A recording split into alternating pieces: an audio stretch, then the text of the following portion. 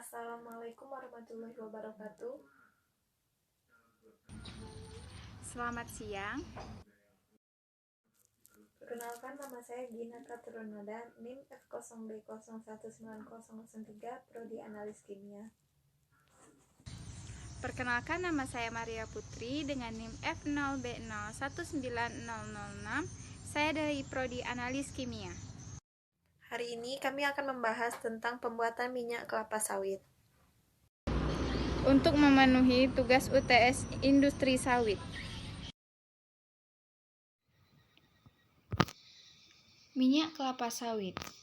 Minyak sawit adalah minyak nabati yang didapatkan dari mesokrap buah pohon kelapa sawit, umumnya dari spesies Elais guinensis dan sedikit dari spesies Elais oleifera dan Atalea maripa.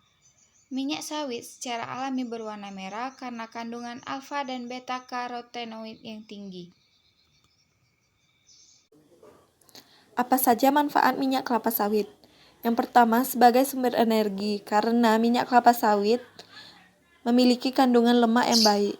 Yang kedua, menjaga kesehatan mata, karena minyak kelapa sawit mengandung antioksidan yang banyak. Yang ketiga, mencegah kanker, karena minyak kelapa sawit memiliki kandungan tokoferol. Yang keempat, mencegah penyakit otak, karena minyak kelapa sawit mengandung nutrisi yang banyak. Bagaimana minyak kelapa sawit dibuat? Produksi minyak sawit berawal dari benih kelapa sawit. Tanaman kelapa sawit memiliki masa produktif 25-30 tahun. Karena itu, pemilihan benih akan mempengaruhi produktivitas untuk beberapa dekade mendatang.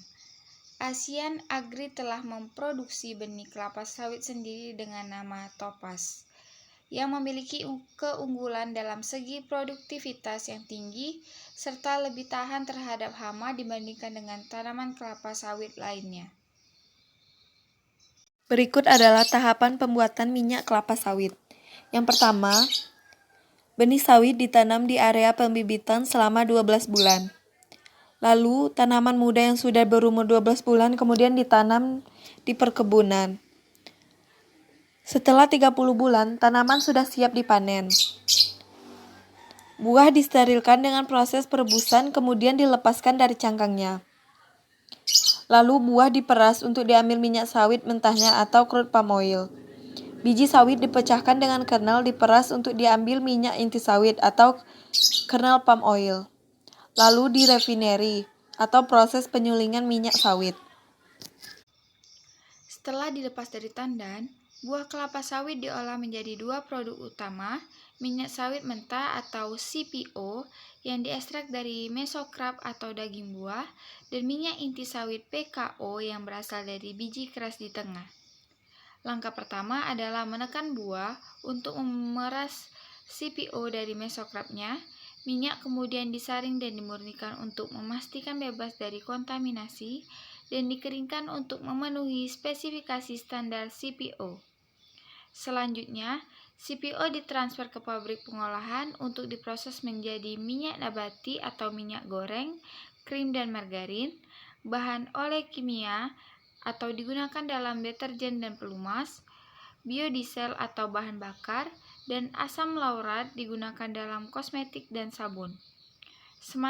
Sementara itu, cake yakni bungkil inti sawit atau bis yang terdiri dari campuran serat, mesokrap, dan cangkang yang tertinggal di mesin pemerasan dimasukkan ke alat depericarper yang memisahkan serat, mesokrap, dan biji.